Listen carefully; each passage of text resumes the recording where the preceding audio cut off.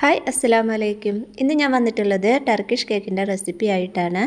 വളരെ സിമ്പിളായിട്ടുള്ള പാർട്ടികളിലൊക്കെ സെർവ് ചെയ്യാൻ പറ്റിയിട്ടുള്ള നല്ല അടിപൊളി ഐറ്റമാണ് കേട്ടോ.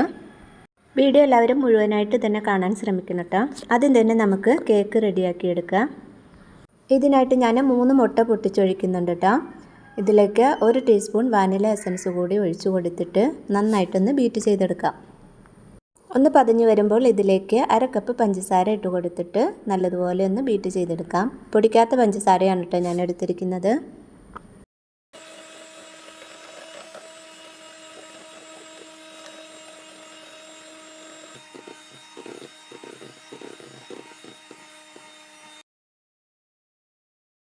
മുട്ട ഞാനിതാ ഇതുപോലെ ബീറ്റ് ചെയ്തെടുത്തിട്ടുണ്ട്. ഇനി ഇതിലേക്ക് 1/4 കപ്പ് സൺഫ്ലവർ ഓയിൽ ഒഴിച്ചു കൊടുക്കുക. ഇനി ലോ സ്പീഡിലിട്ടിട്ട് ഒന്ന് മിക്സ് ആക്കി കൊടുക്കുക.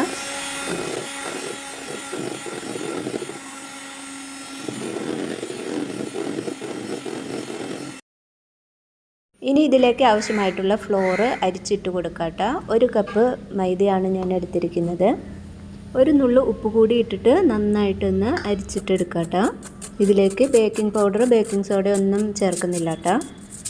ഇതൊന്നും ചേർക്കാതെ തന്നെ നല്ല സോഫ്റ്റ് ആയിട്ടുള്ള കേക്ക് നമുക്ക് റെഡിയാക്കി എടുക്കാനായിട്ട് പറ്റും കേട്ടോ. ഈ ഒരു രീതിയിൽ എല്ലാം നല്ല പോലെ ഒന്ന് മിക്സ് ആക്കി എടുക്കാം.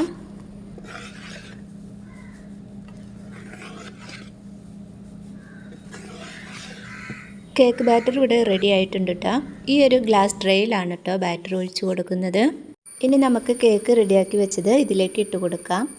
ഓവൻ 150 ഡിഗ്രി സെൽഷ്യസിൽ ഒരു 10 മിനിറ്റ് പ്രീ ഹീറ്റ് ചെയ്ത് വെച്ചിട്ടുണ്ട് കേട്ടോ.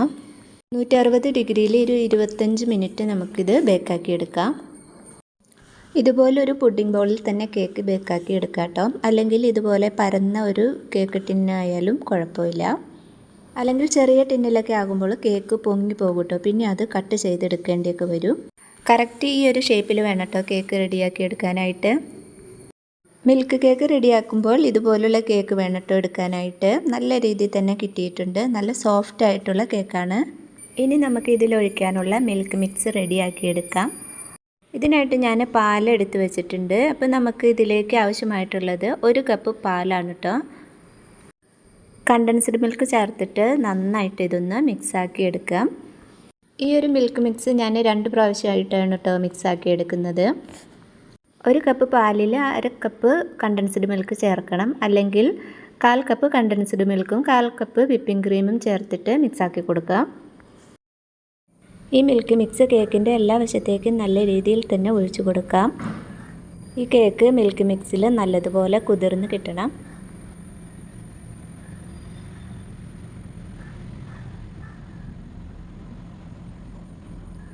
ഈ മിൽക്ക് മിക്സ് 2 പ്രാവശ്യമായിട്ടാണ് കേട്ടോ ഞാൻ ഒഴിച്ചു കൊടുത്തിട്ടുള്ളത്. അങ്ങനെ 1 കപ്പ് മിൽക്ക് മിക്സാണ് നമുക്ക് ആവശ്യമായിട്ടുള്ളത്.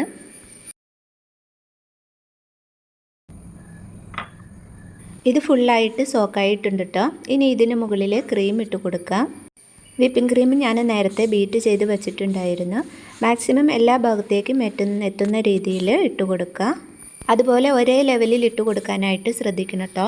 ഇതിലൊരു 3rd ലെയർ കൂടി വരാനുണ്ട്. അതുകൊണ്ട് ലെവലാക്കി വെക്കാനായിട്ട് ശ്രമിക്കുക. മിൽക്ക് കേക്ക് റെഡിയാക്കിയിട്ട് കുറച്ച് സമയം ഫ്രിഡ്ജിൽ വെച്ചിട്ടാണ് കഴിക്കുന്നത്. അതുകൊണ്ട് ക്രീം അല്പം ലൂസായാലും കുഴപ്പമില്ല കേട്ടോ. ഫ്രിഡ്ജിൽ വെക്കുന്ന സമയത്ത് സെറ്റായിക്കോളും. ഇനി ഇത് ലെവലാക്കിയതിന് ശേഷം ഫ്രിഡ്ജിലേക്ക് മാറ്റാം. അപ്പോഴേക്കും നെക്സ്റ്റ് ലെയർ റെഡിയാക്കി എടുക്കാം. ഇതിലേക്ക് ക്യാരമൽ സോസ് റെഡിയാക്കി എടുക്കാനുണ്ട് കേട്ടോ. അതിനായിട്ട് 1/2 കപ്പ് പഞ്ചസാരയാണ് എടുത്തിട്ടുള്ളത്. ഹൈ ഫ്ലെയിമിൽ വെച്ച് കൊടുത്തിട്ട് സൈഡ് ഒന്ന് കളറ് മാറി വരാൻ തുടങ്ങുമ്പോൾ ലോ ഫ്ലെയിമിൽ വെച്ച് കൊടുക്കാം. കരിഞ്ഞു പോകില്ല കേട്ടോ. ഇതിലേക്ക് 2 ടേബിൾ സ്പൂൺ ബട്ടർ ചേർത്ത് കൊടുക്കാം. നിങ്ങൾക്ക് ഇഷ്ടമുള്ളത്ര ചേർത്ത് കൊടുക്കാം കേട്ടോ.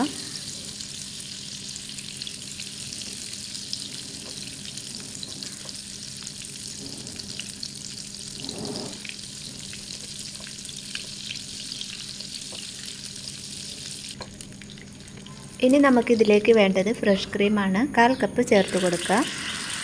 തീ കുറച്ച് തന്നെ വെച്ചിട്ട് എല്ലാം കൂടി നന്നായിട്ട് മിക്സ് ചെയ്തെടുക്കാം. ഈ ഒരു രീതിയിൽ അത്യാവശ്യം നല്ലൊരു ബ്രൗൺ കളർ ആവണം.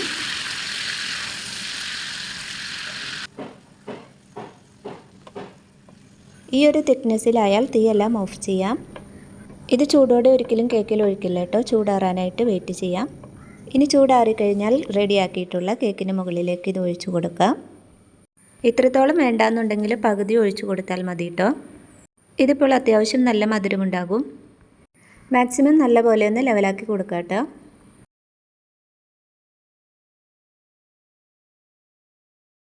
ഇനി ഇതിൻ്റെ മുകളിൽ ഡെക്കറേറ്റ് ചെയ്യണം. ഈ ഒരു ടർക്കിഷ് കേക്കിൻ്റെ മെയിൻ ആയിട്ടുള്ളൊരു സംഭവം എന്ന് പറയുന്നത് ഇതിൻ്റെ ഡെക്കറേഷനാണ്.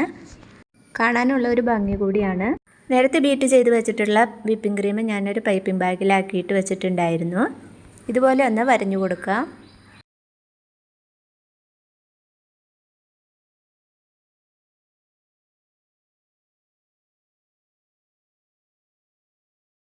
ഒരു ടൂത്ത് പിക്കോ എന്തെങ്കിലും ഉപയോഗിച്ച് നമുക്കിതുപോലെ വരഞ്ഞു കൊടുക്കാം. ഈ ഒരു രീതിയിലാണ് കേട്ടോ ഈ കേക്ക് ഡിസൈൻ ചെയ്യേണ്ടത്. അപ്പോൾ നമ്മുടെ അടിപൊളി ടർക്കിഷ് കേക്ക് റെഡി ആയിട്ടുണ്ട് കേട്ടോ. കട്ട് ചെയ്തിട്ട് നിങ്ങൾക്ക് ഇഷ്ടമുള്ള രീതിയിൽ സെർവ് ചെയ്യാം. അടിപൊളി കേക്കാണ് കേട്ടോ. ആ ഒരു ലെയർ വരുന്ന സമയത്ത് നല്ല ടേസ്റ്റാണ് കേട്ടോ കഴിക്കാനായിട്ട്. പിന്നെ നമ്മൾ ഒഴിച്ചിട്ടുള്ള മിൽക്ക് മിക്സിലൊക്കെ സോക്ക് ചെയ്തിട്ട് കേക്ക് നല്ല സ്പഞ്ചി ആയിട്ടിരിക്കും. വീഡിയോ എല്ലാവർക്കും ഇഷ്ടമായെങ്കിൽ ഒന്ന് ലൈക്ക് ചെയ്യണേ. സബ്സ്ക്രൈബ് ചെയ്യാത്തവർ പ്ലീസ് ഒന്ന് സബ്സ്ക്രൈബ് ചെയ്യണേ. നിങ്ങളുടെ അഭിപ്രായങ്ങൾ എന്തായാലും ഒന്ന് കമൻറ്റ് ചെയ്യണേ. അടുത്ത നല്ലൊരു വീഡിയോയുമായിട്ട് വീണ്ടും വരാം. അസ്സലാമു അലൈക്കും.